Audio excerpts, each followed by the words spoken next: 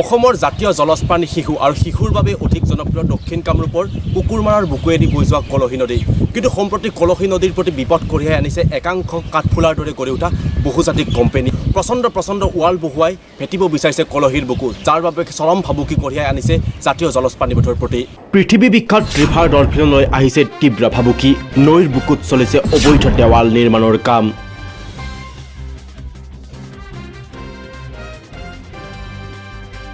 দক্ষিণ কামৰূপৰ তেজপুৰত স্থাপন কৰা এটা উদ্যোগ প্ৰতিষ্ঠানৰ কৰ্মকাণ্ডত ক্ষোভিত হৈ পৰিছে অঞ্চলটোৰ ৰাইজ অকল নদীতে নহয় অকল মাজেদি বয় ৱালখন গতিকে আমাৰ এইখিনি ইয়াত মানুহৰ বহুত ক্ষতি হ'ব কাৰণ আমাৰ পানী হেঁচা পৰি এই দুখন তিনিখন গাঁও আমাক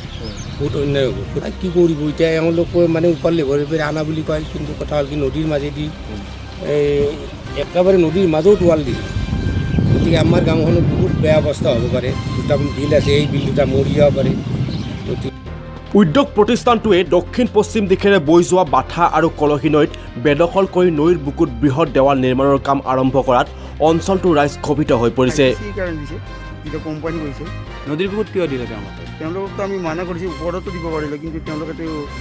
বাৰে বাৰে মানা কৰাৰ স্থলেও তো যোৱা বছৰ ইমান চেনেলত বাজিলে তথাপি তেওঁলোকে মানাই নাই বিশেষকৈ আপোনালোকে চাওক নদীখন সম্পূৰ্ণ আধাই মাৰ গৈছে উল্লেখযোগ্য যে উদ্যোগটোৰ কৰ্তৃপক্ষই নৈৰ বুকুলৈ প্ৰায় 10 মিটাৰ অংশ বেদখল কৰি প্ৰায় 1.5 কিলোমিটাৰ অংশত দেৱাল নিৰ্মাণৰ কাম আৰম্ভ কৰিছে বৰতেজপুৰ আৰু কুকুৰমাৰাৰ মাজেৰে বৈ যোৱা বাঠা আৰু কলহী নৈৰ সংযোগস্থলীৰ অংশক দৌমুখা বুলি কোৱা হয় এই দৌমুখা হৈছে নৈখনৰ বিলুপ্ত প্ৰায় শিশুৰ বিচৰণস্থলী উক্ত স্থানলৈ বহু দূৰ দূৰণিৰ লগতে দেশ বিদেশৰ পৰ্যটকে শিশুৰ জলকেলি চাবলৈ আহে চেনেলৰ জৰিয়তে প্ৰচাৰ কৰিছিলোঁ তেওঁলোকে মানুহ নাই বিশেষকৈ বেছিকৈ আৰু আহিছেহে নদীৰ মাজলৈকে আপোনালোকে চাওক নদীখনৰ আধাই অংশ মানে ৱালেৰে ঘেৰাং কৰিছে য'ত নেকি ডলফিনৰ মেইন পইণ্ট খুলিছিল এইটো য'ত দেশ বিদেশৰ মানুহ আহি ইয়াতে ডলফিন চাই হেৰি কৰে ইয়াতে ডলফিন নাইকিয়া হৈ গ'ল ইয়াতে কিন্তু উদ্যোগ প্ৰতিষ্ঠানটোৰ এই হঠকাৰী কাণ্ডই এতিয়া পৃথিৱী বিখ্যাত ৰিভাৰ ডলফিনলৈ তীব্ৰ ভাবুকি কঢ়িয়াই আনিছে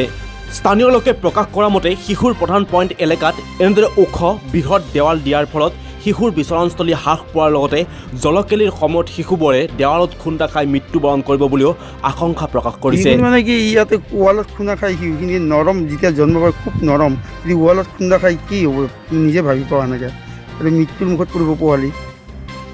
আনহাতে মাছ কাছৰ বাবেও তীব্ৰ সংকট আহিব বুলিও ৰাইজে মত পোষণ কৰে আনহাতে নৈখনৰ উত্তৰ ফালে নৈৰ বুকুত বৃহৎ দেৱাল দিয়াৰ ফলত নৈৰ গতি সলনি হৈ নৈৰ দক্ষিণ পশ্চিম ফালে তীব্ৰ গৰাখহনীয়া হোৱাৰ আশংকা প্ৰকাশ কৰিছে স্থানীয় ৰাইজে